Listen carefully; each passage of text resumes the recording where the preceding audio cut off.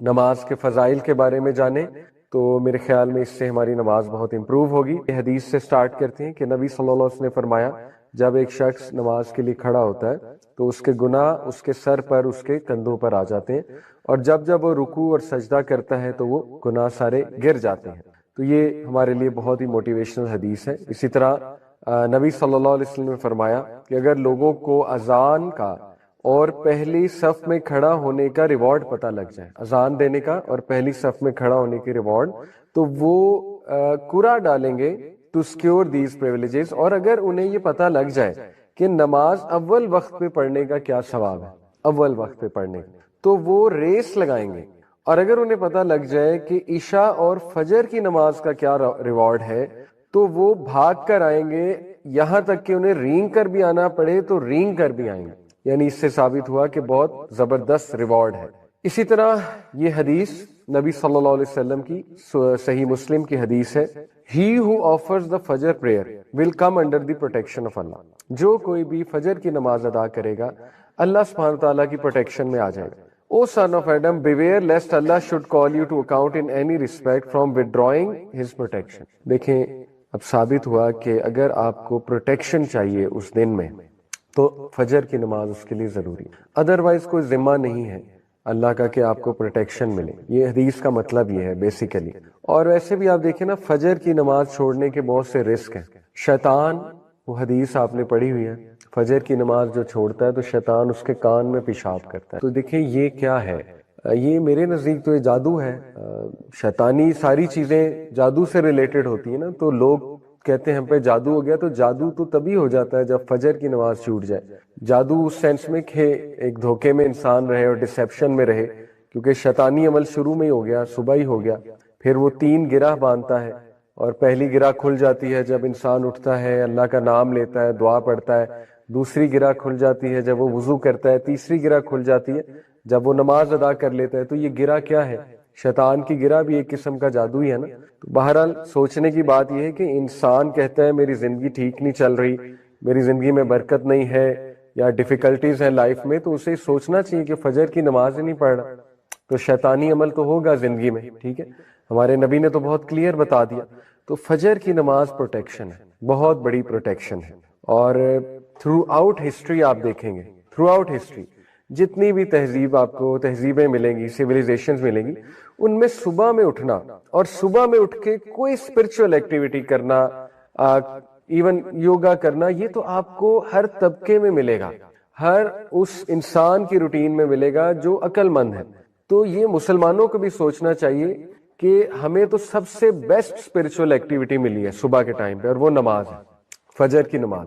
تو اس کو چھوڑنا یہ بہت گھاٹے کا سودا ہے، بہت گھاٹے کا سودا ہے۔ اور بہت فیئرز ہوتے ہیں لوگوں کے، طرح طرح کے فیئرز ہوتے ہیں، ٹھیک ہے، کہ میری نیند خراب ہو جائے گی، اور اگر میں اٹھ گیا تو میرے سر میں درد ہونا شروع ہو جائے گا اگر میری نیند نہ پوری ہوئی، یا مجھے فلو ہو جائے گا، وغیرہ وغیرہ۔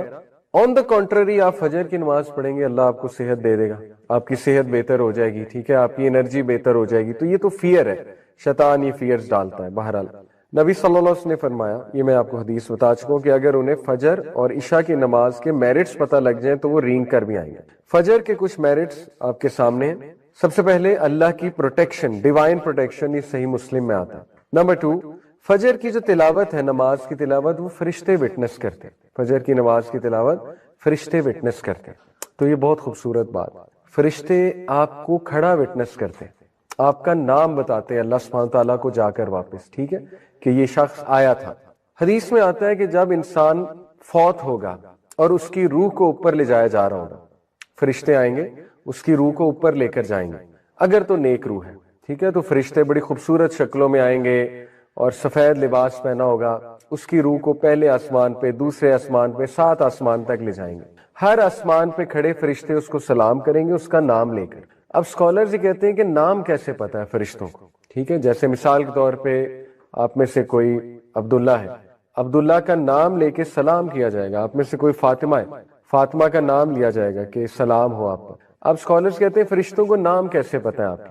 اسی طرح پتا ہے، جو بندہ فجر پڑھتا ہے اس کا نام پتا ہے فرشتوں کو۔ جو بندہ نیک اعمال کر رہا ہے تو فرشتے لے جاتے ہیں نا اس کے عمل اللہ کی طرف، منڈے اور تھرسڈیز کو حدیث میں آتا ہے۔ تو فرشتوں کو پتا ہے یہ بندہ کون ہے، کیونکہ عمل پہ نیم ٹیگ لکھا ہوتا، تو فرشتوں کو پتا ہے یہ وہی روح آ گئی ہے جو یہ عمل کرتی تھی، تو دے نو یور نیم. تو یہ بڑی سعادت کی بات ہے، ٹھیک ہے، کہ فرشتے وٹنس کرتے ہیں آپ کے اس عمل کو، فجر پہ کھڑے ہونے کو. اور تیسرا، بلیسنگز ان لائیولیہڈ. نبی صلی اللہ علیہ وسلم کی دعا لگی ہے اس شخص کو جو فجر کی نماز ادا کرتا ہے. نبی صلی اللہ علیہ وسلم نے فرمایا، اے میرے رب، میری امت کو برکت دے ہر اس چیز میں جو وہ صبح کے وقت کرتے ہیں. تو صبح کے وقت نماز سے سٹارٹ ہوتی ہے روٹین، تو اللہ کے نبی کی دعا لگی ہے اس انسان کو جو فجر کی نماز پڑھتا ہے، ٹھیک ہے. اس کے بعد کنفرم وے ٹو پیراڈائز. نبی صلی اللہ علیہ وسلم نے فرمایا جو کوئی بھی 2 ٹھنڈی نمازیں پڑھتا ہے، ٹھنڈی نمازیں کون سی ہیں؟ فجر اور عصر، ول گو ٹو پیراڈائز. عصر ٹھنڈی نماز اس سینس میں کہ اس ٹائم پہ پھر شام ہو رہی ہوتی ہے تو دھوپ ڈھل رہی ہوتی ہے، ٹھیک ہے، تو ٹھنڈی نماز. تو نبی صلی اللہ علیہ وسلم نے فرمایا جو کوئی بھی فجر اور عصر کی نماز پڑھے گا شیورلی اسے جنت ملے گی، اللہ تعالیٰ اسے جنت میں داخل کرے گا. تو دیکھیں یہ بہت خوبصورت حدیث ہے، موٹیویشن ہے فجر پر اٹھنے کی. اسی طرح ایک اور موٹیویشن ہے، وہ یہاں پر مینشن نہیں، میں آپ کو بتا دیتا ہوں. اللہ کے نبی صلی اللہ علیہ وسلم نے فرمایا بشارت دے دو ان لوگوں کو جو اندھیرے میں فجر کی نماز پڑھنے جاتے ہیں، کیونکہ قیامت والے دن ان کے پاس لائٹ ہوگی. آپ کو پتا ہے یہ کیا موقع ہے لائٹ والا؟ قیامت میں میدان حشر میں کچھ جو ہے نا وہ فیزز ہیں، وہ فیزز میں آپ کے سامنے رکھتا ہوں کوئکلی. سب سے پہلا فیز جب اللہ ہم سب کو اٹھائے گا، مردوں میں اللہ تعالیٰ روح رکھے گا، دوبارہ سے اٹھائے گا سب کو، تو سب سے پہلے سٹینڈنگ ہے. لوگ بہت دیر تک کھڑے رہیں گے، یعنی پہلے وہ چلیں گے میدان حشر کی طرف، ایک دم سے بوکھلا کر یہ کیا ہو گیا، ہمیں کس نے اٹھا دیا، اور چل کر وہ میدان حشر کی طرف جائیں گے اور وہاں جا کے وہ بہت دیر تک کھڑے رہیں گے. اور پھر سیکنڈ جو فیز ہے وہ ہے حوض کوثر. اللہ سبحانہ تعالیٰ حوض کوثر لائیں گے اور نبی صلی اللہ علیہ وسلم وہاں موجود ہوں گے. جو لوگ پیاسے ہیں بہت زیادہ، اور سبھی پیاسے ہوں گے، کھڑے رہ رہ کے انہیں پیاس بہت لگی ہوگی، سورج بہت قریب آیا ہوگا، ان لوگوں کو حوض کوثر سے پانی پلایا جائے گا. بہت سے لوگ بھاگیں گے حوض کوثر کی طرف، لیکن صرف ان لوگوں کو آگے کیا جائے گا جو نبی صلی اللہ علیہ وسلم کی سنت پر زندگی گزارتے تھے، ان کو پانی پلایا جائے گا وہاں سے، جو بھی مشروب ہے وہ پلایا جائے گا حوض کوثر سے. باقیوں کو پیچھے کر دیا جائے گا، کفار کو تو ویسے ہی پیچھے کر دیا جائے گا، لیکن ایسے لوگ جو مسلمان ہیں لیکن انہوں نے سنت پر عمل نہیں کیا یا چینج کر دیا دین کو، بدعت میں پڑ گئے، ان کو بھی فرشتے پیچھے کر دیں گے. دوسرا فیز ہے. تیسرا فیز یہ ہے کہ دوبارہ سے بہت دیر تک کھڑا رہنے پڑے گا، اور یہاں تک کہ لوگ اللہ سے یہ التجا کرنے لگیں گے کہ ہمارے رب بے شک ہمیں جہنم میں ڈال دے، یہاں سے نکال لے. یعنی اتنا زیادہ وہاں پہ ٹرائل ہوگا میدان حشر میں. اور اس کے بعد نبی صلی اللہ علیہ وسلم سفارش کریں گے، سفارش اللہ سے کریں گے سجدے میں گر کے. کس چیز کی سفارش؟ کہ اللہ حساب شروع کر دے. تو اللہ تعالیٰ حساب شروع کر دیں گے، ٹھیک ہے. حساب کس طرح شروع ہوگا؟ سب سے پہلے انسان کے ڈیڈز کو ایگزامن کیا جائے گا، ایگزامینیشن آف ڈیڈز. آپ کے ہاتھ میں آپ کا اعمال نامہ پکڑایا جائے گا، ٹھیک ہے، اس کو ایگزامینیشن آف ڈیڈز کہتے ہیں. اس کے بعد میزان سجایا جائے گا. پہلی سٹیج ہے ایگزامینیشن. اس کے بعد میزان کس لیے سجایا جائے گا؟ کہ یہ دوبارہ دیکھ لیں، ان کو تسلی ہو جائے دوبارہ کہ کوئی زیادتی نہیں. میزان میں بھی اعمال تولے جائیں گے، اور میزان میں اعمال تولنے کے بعد جو ہے وہ پھر ایک فیز آتا ہے جب کہ اندھیرا چھا جائے گا، گھپ اندھیرا چھا جائے گا، پچ ڈارکنس ہوگی. اس میں کچھ لوگوں کے پاس لائٹ ہوگی، ٹھیک ہے، وہ لوگ لائٹ کے سہارے پل صراط کی طرف جائیں گے اور ایزیلی پہنچ جائیں گے. کچھ لوگ کے پاس بالکل لائٹ نہیں ہوگی تو وہ گریں گے، کٹیں گے، زخم لگیں گے انہیں، بہت زیادہ تکالیف جھیلیں گے اور بہت ایک مینٹل ڈسٹریس سے گزریں گے، اور پھر جا کر پل صراط تک پہنچیں گے. یہ لائٹ والے کون لوگ ہیں؟ فجر والے اس دن، ٹھیک ہے. حدیث میں آتا ہے کہ ان لوگوں کو بشارت دے دو قیامت والے دن ان کے پاس لائٹ ہوگی، اس فیز میں لائٹ ہوگی جب پچ ڈارکنس ہے، ٹھیک ہے. یہ وہ والے لوگ ہیں. تو دیکھیں اتنے زیادہ فائدے سبحان اللہ فجر کے. فجر کی نماز جو ہے وہ اس کو چھوڑنا بہت بڑا گھاٹے کا سودا ہے. یہ ایک جسٹ ٹو کریٹ امپیکٹ اور جسٹ ٹو ٹیل یو کہ نبی صلی اللہ علیہ وسلم when he said فجر کی 2 سنتیں دنیا کی ہر چیز سے زیادہ قیمتی ہیں.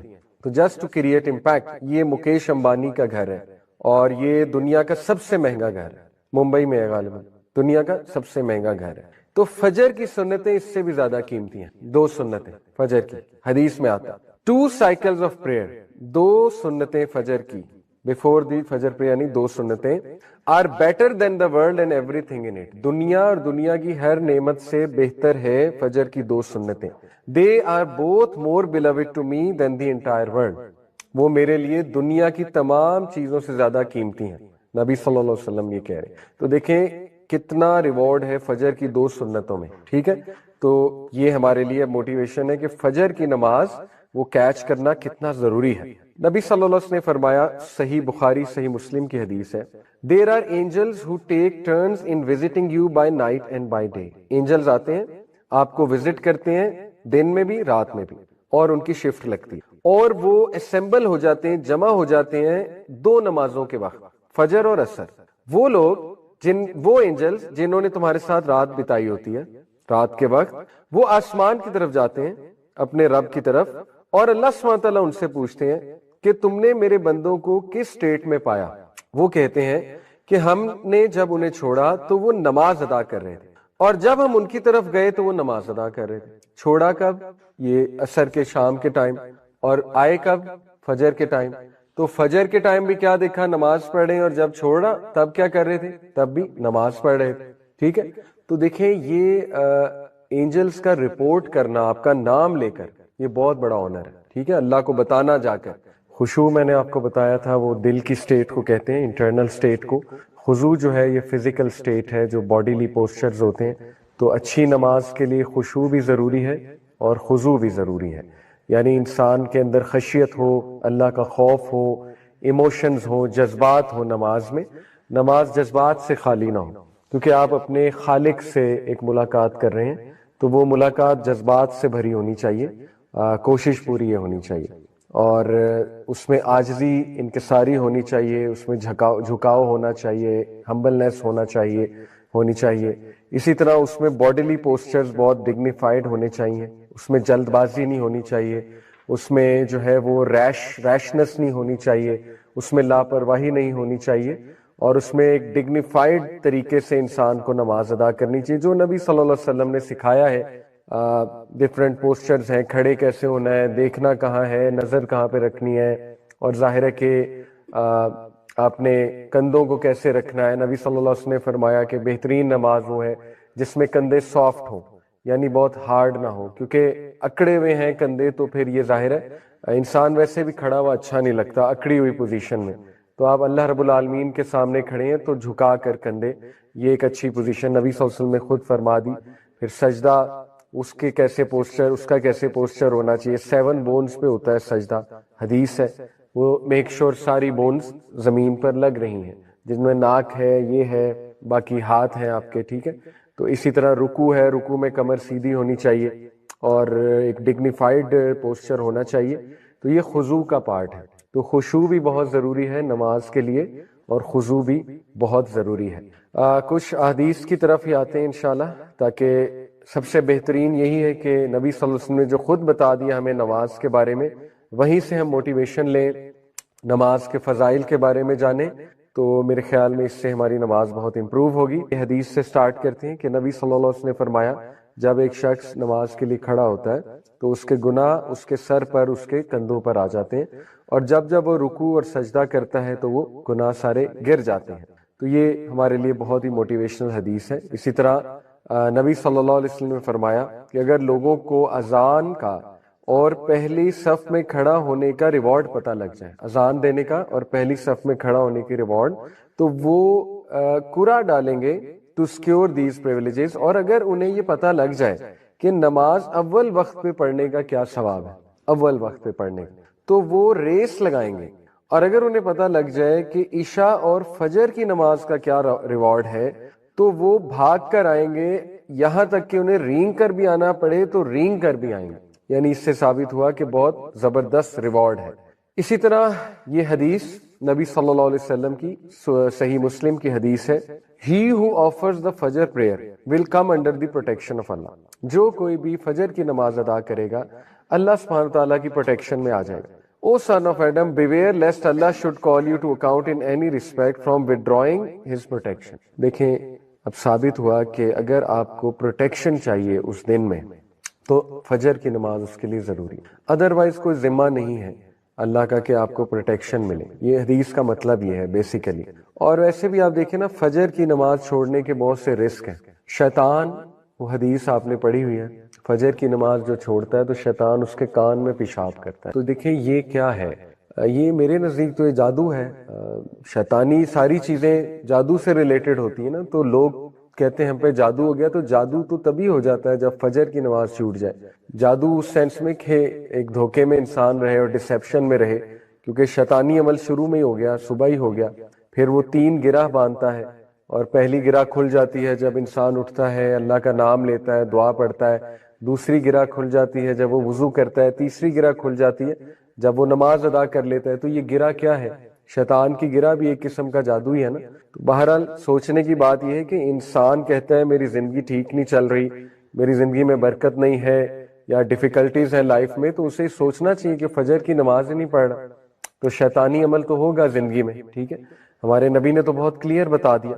تو فجر کی نماز پروٹیکشن ہے، بہت بڑی پروٹیکشن ہے. اور تھرو آؤٹ ہسٹری آپ دیکھیں گے، تھرو آؤٹ ہسٹری جتنی بھی تہذیب آپ کو تہذیبیں ملیں گی، سویلائزیشنز ملیں گی، ان میں صبح میں اٹھنا اور صبح میں اٹھ کے کوئی اسپرچل ایکٹیویٹی کرنا، ایون یوگا کرنا، یہ تو آپ کو ہر طبقے میں ملے گا، ہر اس انسان کی روٹین میں ملے گا جو عقل مند ہے. تو یہ مسلمانوں کو بھی سوچنا چاہیے کہ ہمیں تو سب سے بیسٹ اسپرچل ایکٹیویٹی ملی ہے صبح کے ٹائم پہ، اور وہ نماز ہے، فجر کی نماز. تو اس کو چھوڑنا یہ بہت گھاٹے کا سودا ہے، بہت گھاٹے کا سودا ہے. اور بہت فیئرز ہوتے ہیں لوگوں کے، طرح طرح کے فیئرز ہوتے ہیں. ٹھیک ہے کہ میری نیند خراب ہو جائے گی، اور اگر میں اٹھ گیا تو میرے سر میں درد ہونا شروع ہو جائے گا اگر میری نیند نہ پوری ہوئی، یا مجھے فلو ہو جائے گا وغیرہ وغیرہ. آن دا کنٹرری آپ فجر کی نماز پڑھیں گے، اللہ آپ کو صحت دے دے گا، آپ کی صحت بہتر ہو جائے گی. ٹھیک ہے، آپ کی انرجی بہتر ہو جائے گی. تو یہ تو فیئر ہے، شیطان یہ فیئرز ڈالتا ہے. بہرحال نبی صلی اللہ علیہ وسلم نے فرمایا، یہ میں آپ کو حدیث بتا چکا ہوں، کہ اگر انہیں فجر اور عشاء کی نماز کے میرٹس پتہ لگ جائیں تو وہ رینگ کر بھی آئیں گے. فجر کے کچھ میرٹس آپ کے سامنے ہیں. سب سے پہلے اللہ کی پروٹیکشن، ڈیوائن پروٹیکشن، یہ صحیح مسلم میں آتا ہے. نمبر 2، فجر کی جو تلاوت ہے، نماز کی تلاوت، وہ فرشتے وٹنس کرتے ہیں. فجر کی نماز کی تلاوت فرشتے وٹنس کرتے ہیں. تو یہ بہت خوبصورت بات، فرشتے آپ کو کھڑا وٹنس کرتے ہیں، آپ کا نام بتاتے ہیں اللہ سبحانہ تعالیٰ کو جا کر واپس. ٹھیک ہے کہ یہ شخص آیا تھا. حدیث میں آتا ہے کہ جب انسان فوت ہوگا اور اس کی روح کو اوپر لے جایا جا رہا ہوگا، فرشتے آئیں گے اس کی روح کو اوپر لے کر جائیں گے، اگر تو نیک روح ہے. ٹھیک ہے، تو فرشتے بڑی خوبصورت شکلوں میں آئیں گے اور سفید لباس پہنا ہوگا، اس کی روح کو پہلے آسمان پہ، دوسرے آسمان پہ، 7 آسمان تک لے جائیں گے. ہر آسمان پہ کھڑے فرشتے اس کو سلام کریں گے اس کا نام لے کر. اب سکولرز یہ کہتے ہیں کہ نام کیسے پتا ہے فرشتوں کو. ٹھیک ہے، جیسے مثال کے طور پہ آپ میں سے کوئی عبداللہ ہے، عبداللہ کا نام لے کے سلام کیا جائے گا. آپ میں سے کوئی فاطمہ ہے، فاطمہ کا نام لیا جائے گا کہ سلام ہو آپ پر. اب سکولرز کہتے ہیں فرشتوں کو نام کیسے پتا ہے آپ کے؟ اسی طرح پتا ہے، جو بندہ فجر پڑھتا ہے اس کا نام پتا ہے فرشتوں. جو بندہ نیک اعمال کر رہا ہے تو فرشتے لے جاتے ہیں نا اس کے عمل اللہ کی طرف. منڈے اور تھرسڈیز کو حدیث میں آتا ہے. تو فرشتوں کو پتا ہے یہ بندہ کون ہے، کیونکہ عمل پہ نیم ٹیگ لکھا ہوتا ہے. تو فرشتوں کو پتا ہے یہ وہی روح آ گئی ہے جو یہ عمل کرتی تھی، تو دے نو یور نیم. تو یہ بڑی سعادت کی بات ہے. ٹھیک ہے کہ فرشتے وٹنس کرتے ہیں آپ کے اس عمل کو، فجر پہ کھڑے ہونے کو. اور تیسرا، بلیسنگز ان لائیولیہڈ. نبی صلی اللہ علیہ وسلم کی دعا لگی ہے اس شخص کو جو فجر کی نماز ادا کرتا ہے. نبی صلی اللہ علیہ وسلم نے فرمایا، اے میرے رب، میری امت کو برکت دے ہر اس چیز میں جو وہ صبح کے وقت کرتے ہیں. تو صبح کے وقت نماز سے سٹارٹ ہوتی ہے روٹین. تو اللہ کے نبی کی دعا لگی ہے اس انسان کو جو فجر کی نماز پڑھتا ہے. ٹھیک ہے، اس کے بعد کنفرم وے ٹو پیراڈائز. نبی صلی اللہ علیہ وسلم نے فرمایا جو کوئی بھی 2 ٹھنڈی نمازیں پڑھتا ہے، ٹھنڈی نمازیں کون سی ہیں؟ فجر اور عصر، ول گو ٹو پیراڈائز. عصر ٹھنڈی نماز اس سینس میں کہ اس ٹائم پہ پھر شام ہو رہی ہوتی ہے تو دھوپ ڈھل رہی ہوتی ہے. ٹھیک ہے، تو ٹھنڈی نماز. تو نبی صلی اللہ علیہ وسلم نے فرمایا جو کوئی بھی فجر اور عصر کی نماز پڑھے گا شیورلی اسے جنت ملے گی، اللہ تعالیٰ اسے جنت میں داخل کرے گا. تو دیکھیں یہ بہت خوبصورت حدیث ہے، موٹیویشن ہے فجر پر اٹھنے کی. اسی طرح ایک اور موٹیویشن ہے، وہ یہاں پر مینشن نہیں، میں آپ کو بتا دیتا ہوں. اللہ کے نبی صلی اللہ علیہ وسلم نے فرمایا بشارت دے دو ان لوگوں کو جو اندھیرے میں فجر کی نماز پڑھنے جاتے ہیں، کیونکہ قیامت والے دن ان کے پاس لائٹ ہوگی. آپ کو پتا ہے یہ کیا موقع ہے لائٹ والا؟ قیامت میں میدان حشر میں کچھ جو ہے نا وہ فیزز ہیں. وہ فیزز میں آپ کے سامنے رکھتا ہوں کوئکلی. سب سے پہلا فیز جب اللہ ہم سب کو اٹھائے گا, مردوں میں اللہ تعالیٰ روح رکھے گا, دوبارہ سے اٹھائے گا سب کو, تو سب سے پہلے سٹینڈنگ ہے. لوگ بہت دیر تک کھڑے رہیں گے, یعنی پہلے وہ چلیں گے میدان حشر کی طرف, ایک دم سے بوکھلا کر یہ کیا ہو گیا, ہمیں کس نے اٹھا دیا, اور چل کر وہ میدان حشر کی طرف جائیں گے, اور وہاں جا کے وہ بہت دیر تک کھڑے رہیں گے. اور پھر سیکنڈ جو فیز ہے وہ ہے حوض کوثر. اللہ سبحانہ تعالیٰ حوض کوثر لائیں گے اور نبی صلی اللہ علیہ وسلم وہاں موجود ہوں گے. جو لوگ پیاسے ہیں بہت زیادہ, اور سبھی پیاسے ہوں گے, کھڑے رہ کے انہیں پیاس بہت لگی ہوگی, سورج بہت قریب آیا ہوگا, ان لوگوں کو حوض کوثر سے پانی پلایا جائے گا. بہت سے لوگ بھاگیں گے حوض کوثر کی طرف, لیکن صرف ان لوگوں کو آگے کیا جائے گا جو نبی صلی اللہ علیہ وسلم کی سنت پر زندگی گزارتے تھے. ان کو پانی پلایا جائے گا وہاں سے, جو بھی مشروب ہے وہ پلایا جائے گا حوض کوثر سے. باقیوں کو پیچھے کر دیا جائے گا. کفار کو تو ویسے ہی پیچھے کر دیا جائے گا, لیکن ایسے لوگ جو مسلمان ہیں لیکن انہوں نے سنت پر عمل نہیں کیا یا چینج کر دیا دین کو, بدعت میں پڑ گئے, ان کو بھی فرشتے پیچھے کر دیں گے. دوسرا فیز ہے. تیسرا فیز یہ ہے کہ دوبارہ سے بہت دیر تک کھڑا رہنے پڑے گا, اور یہاں تک کہ لوگ اللہ سے یہ التجا کرنے لگیں گے کہ ہمارے رب بے شک ہمیں جہنم میں ڈال دے, یہاں سے نکال لے. یعنی اتنا زیادہ وہاں پہ ٹرائل ہوگا میدان حشر میں. اور اس کے بعد نبی صلی اللہ علیہ وسلم سفارش کریں گے. سفارش اللہ سے کریں گے سجدے میں گر کے. کس چیز کی سفارش؟ کہ اللہ حساب شروع کر دے. تو اللہ تعالیٰ حساب شروع کر دیں گے. ٹھیک ہے, حساب کس طرح شروع ہوگا؟ سب سے پہلے انسان کے ڈیڈز کو ایگزامن کیا جائے گا. Examination of deeds. آپ کے ہاتھ میں آپ کا اعمال نامہ پکڑایا جائے گا. ٹھیک ہے, اس کو ایگزامینیشن آف ڈیڈز کہتے ہیں. اس کے بعد میزان سجایا جائے گا. پہلی سٹیج ہے ایگزامینیشن. اس کے بعد میزان کس لیے سجایا جائے گا؟ کہ یہ دوبارہ دیکھ لیں, ان کو تسلی ہو جائے دوبارہ کہ کوئی زیادتی نہیں. میزان میں بھی اعمال تولے جائیں گے, اور میزان میں اعمال تولنے کے بعد جو ہے وہ پھر ایک فیز آتا ہے جب کہ اندھیرا چھا جائے گا, گھپ اندھیرا چھا جائے گا, پچ ڈارکنس ہوگی. اس میں کچھ لوگوں کے پاس لائٹ ہوگی. ٹھیک ہے, وہ لوگ لائٹ کے سہارے پل صراط کی طرف جائیں گے اور ایزیلی پہنچ جائیں گے. کچھ لوگ کے پاس بالکل لائٹ نہیں ہوگی تو وہ گریں گے, کٹیں گے, زخم لگیں گے انہیں, اور بہت زیادہ تکالیف جھیلیں گے, اور بہت ایک مینٹل ڈسٹریس سے گزریں گے, اور پھر جا کر پل صراط تک پہنچیں گے. یہ لائٹ والے کون لوگ ہیں؟ فجر والے اس دن. ٹھیک ہے, حدیث میں آتا ہے کہ ان لوگوں کو بشارت دے دو قیامت والے دن ان کے پاس لائٹ ہوگی. اس فیز میں لائٹ ہوگی جب پچ ڈارکنس ہے. ٹھیک ہے, یہ وہ والے لوگ ہیں. تو دیکھیں اتنے زیادہ فائدے سبحان اللہ فجر کے. فجر کی نماز جو ہے وہ اس کو چھوڑنا بہت بڑا گھاٹے کا سودا ہے. یہ ایک جسٹ ٹو کریٹ امپیکٹ, اور جسٹ ٹو ٹیل یو کہ نبی صلی اللہ علیہ وسلم when he said فجر کی 2 سنتیں دنیا کی ہر چیز سے زیادہ قیمتی ہیں. تو جسٹ ٹو کریٹ امپیکٹ, یہ مکیش امبانی کا گھر ہے, اور یہ دنیا کا سب سے مہنگا گھر ہے. ممبئی میں ہے غالباً, دنیا کا سب سے مہنگا گھر ہے. تو فجر کی سنتیں اس سے بھی زیادہ قیمتی ہیں. 2 سنتیں فجر کی, حدیث میں آتا 2 cycles of prayer, 2 سنتیں فجر کی before the فجر prayer, یعنی 2 سنتیں are better than the world and everything in it. دنیا اور دنیا کی ہر نعمت سے بہتر ہے فجر کی 2 سنتیں. They are both more beloved to me than the entire world. وہ میرے لیے دنیا کی تمام چیزوں سے زیادہ قیمتی ہیں.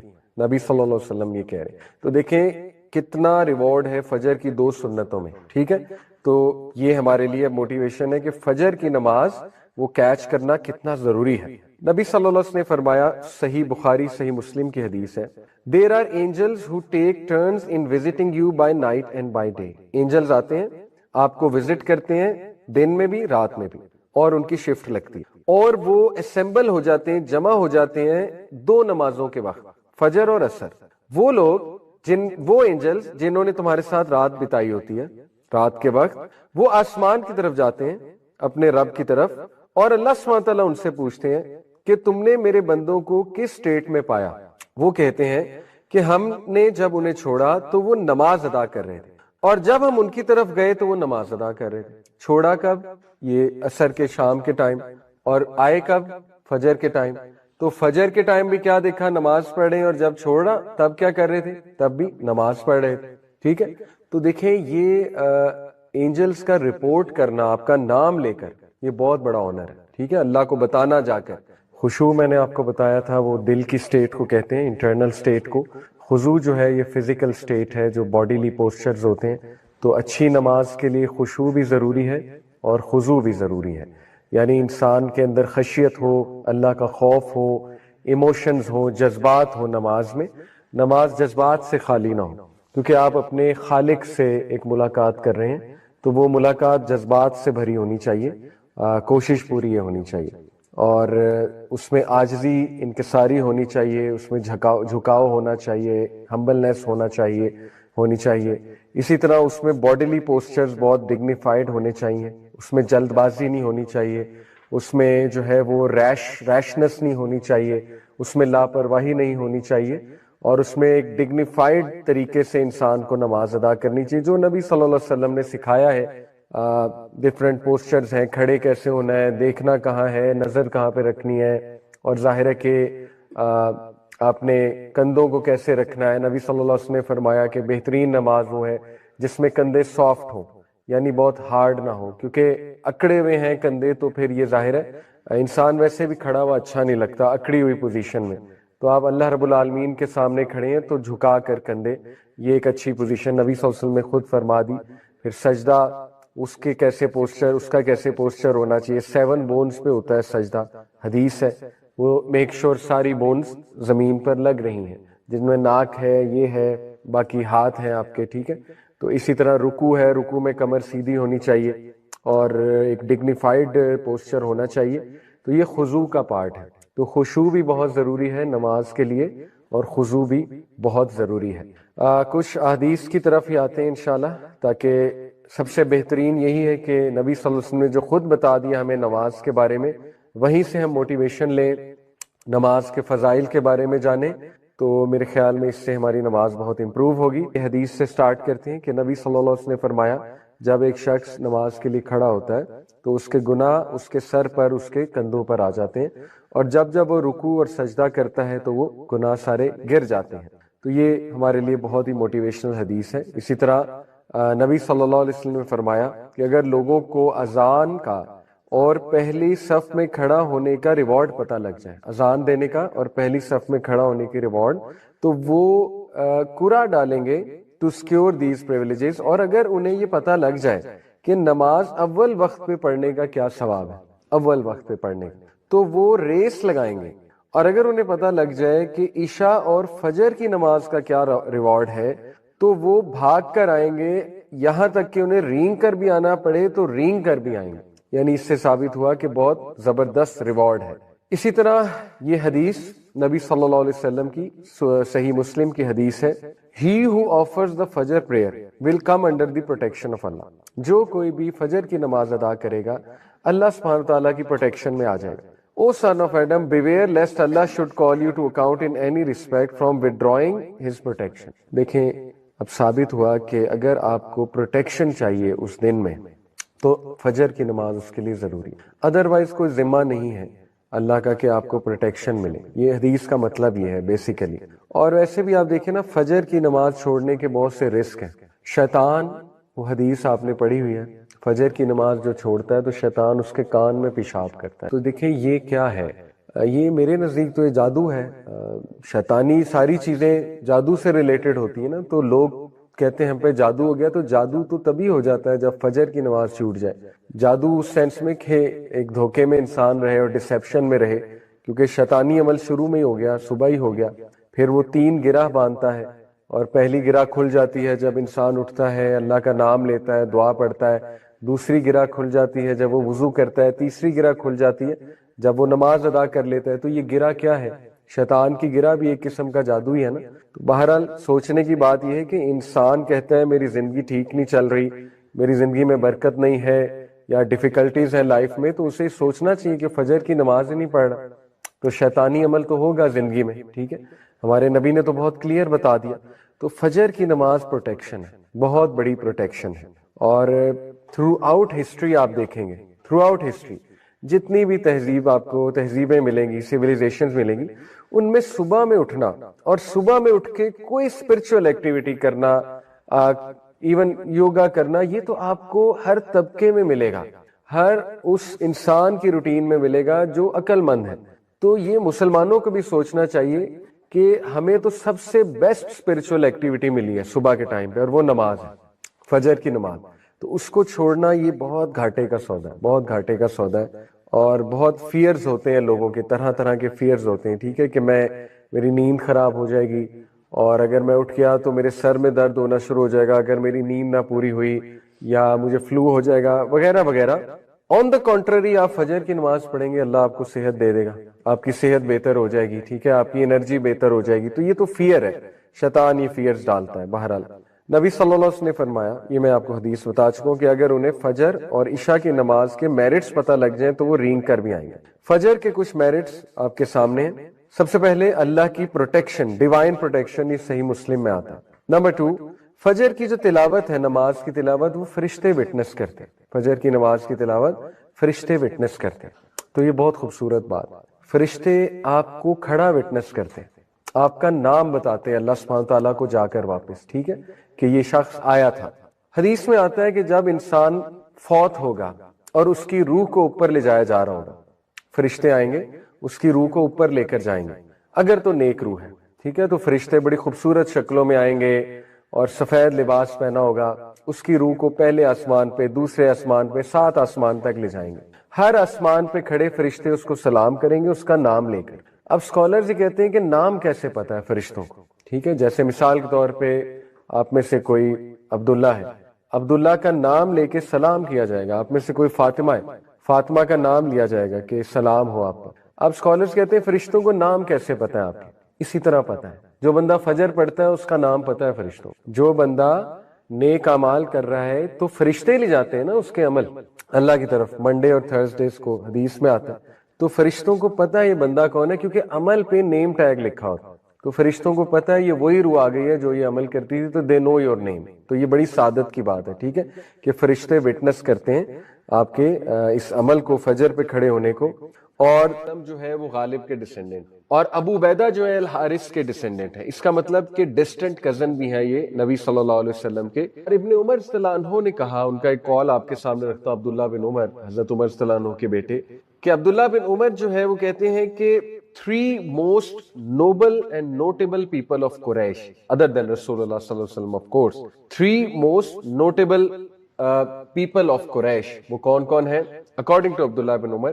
ابو بکر صلی اللہ عنہ، عثمان بن عفان صلی اللہ عنہ، and number 3 Abu Ubaidah bin الجرح۔ So this is how much صحابہ used to respect Abu Ubaidah بن الجرح۔ عشرہ مبشرہ میں سے of course the 10 blessed companion جو ہم ہر کلاس میں ڈسکس کرتے ہیں، جن میں پہلے 4 خلفائے راشدین ہیں، زبیر بن العوام ہے، سعید بن زید ہے، عبد الرحمن بن عوف ہے، سعد بن ابی وقاص ہے، ابو عبیدہ بن جرح ہے۔ So these are the 10 blessed companions۔